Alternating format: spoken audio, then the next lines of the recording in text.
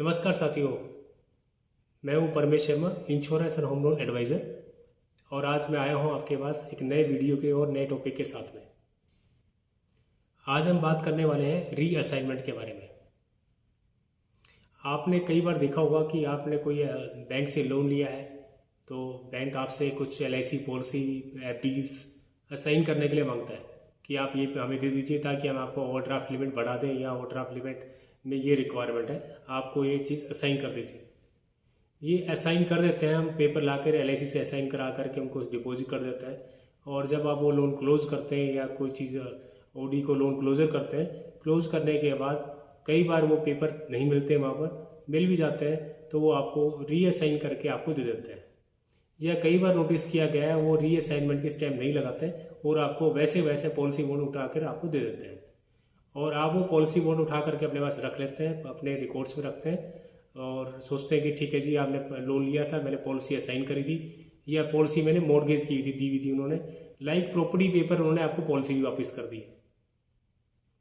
आप जानकर हैरान होंगे कि मैक्सिमम लोग ऐसे होते हैं जिन्होंने अपने पॉलिसी उठा करके अपने पास रख ली है, उन्होंने पॉलिसी को रीअसाइन नहीं कराया।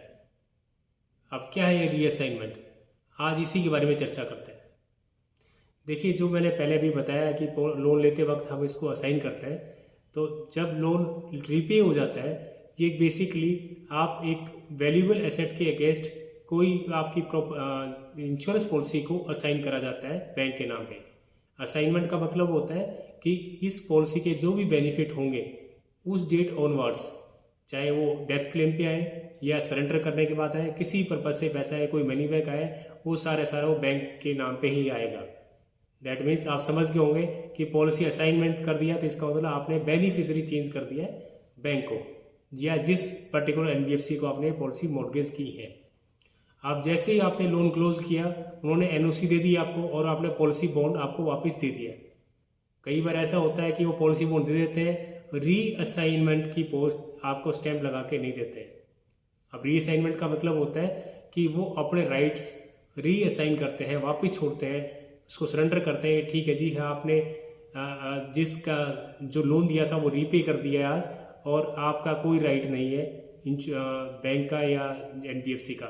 वो एक स्टैम्प लगा के साइन करके उनके सिग्नेचरी साइन करके देता है, तो इसको बोलते हैं रीअसाइनमेंट। आप कई बार होता है कि रीअसाइन भी कर दी, आपको लगा कि रीअसाइन हो गई है, लेकिन उन्होंने रीअसाइन कर दी है पॉलिसी, उनका राइट खत्म कर दिया है, लेकिन अभी भी आपकी पॉलिसी के अंदर कोई नॉमिनेशन नहीं हुआ। और आपने, क्योंकि असाइनमेंट LIC ने की थी, आपने ये अपने डॉक्यूमेंट, अपने पॉलिसी अपने घर पे रख ली है, आपने उसको LIC में जा करके रीअसाइनमेंट रजिस्टर नहीं करवाया। तो कई बार दिक्कत आती है। बहुत पुरानी पॉलिसीज़ में इंश्योरेंस कंपनी आज भी वो डिमांड करती है कि आप मुझे NOC लेके आइए उस बैंकर की, जिस बैंकर ने आपने असाइन करी थी। आप 15 साल 20 साल पहले आपने अगर असाइनमेंट करा ली है तो आप वो NOC कहाँ से लाएंगे। तो बेटर है, जिस भी दिन आप ये पेपर लें, सबसे पहले अपने एजेंट को कॉल कीजिए जो आपका इंश्योरेंस एडवाइज़र है। सबसे पहले उनसे बात करिए कि मैंने पॉलिसी असाइन करी थी ना, ये क्या ये रीअसाइन हो गई है, नहीं हुई है तो हेल्प कीजिए कि कैसे बैंक से रीसाइन कराएं। वो आपको एडवाइस करेगा, वहाँ से स्टैम्प लगेगी, देन उसको LIC में जा करके उसको रजिस्टर्ड कराएगा दोबारा कि हाँ ये रीअसाइन हो गई है। उसके अंदर बैंक LIC आपसे मांग सकता है बैंक की NOC साथ में और आपका रिक्वेस्ट लेटर। अब आपको देने के बाद रीअसाइन हो गई। अब रीअसाइन भी हो गई, इसका मतलब टाइटल क्लियर हो गया, इसके बेनिफिशियरी कोई नहीं है। लेकिन इसके बाद भी एक चीज़ रह जाती है, रीनोमिनेशन। अब क्योंकि नॉमिनी पहले था, आपको वो रीनोमिनेशन भी करना होता है, आपको वहाँ पे देना पड़ता है। LIC में तो फॉर्म 3264 नंबर होता है, आप वो साइन करके देते हैं कि नाउ ये पॉलिसी फ्री थी, इसके कोई टाइटल होल्डर नहीं थे आज की डेट में, अब मैं इसको नॉमिनी में दोबारा से रीनोमिनेशन कर रहा हूँ उसी आदमी को जो मेरा पहले नॉमिनी था, या कोई एक नया नॉमिनी मैंने इसमें चेंज करना है। तो आप वो एक फॉर्म साइन करके देते हैं, तब जाकर रीअसाइनमेंट रीनोमिनेशन होती है।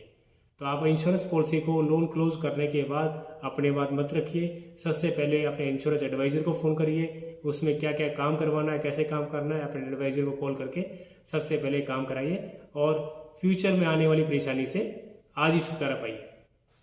आज के लिए इतना ही काफ़ी। नेक्स्ट वीडियो के साथ मिलते हैं एक नए वीडियो में। थैंक यू वेरी मच, धन्यवाद।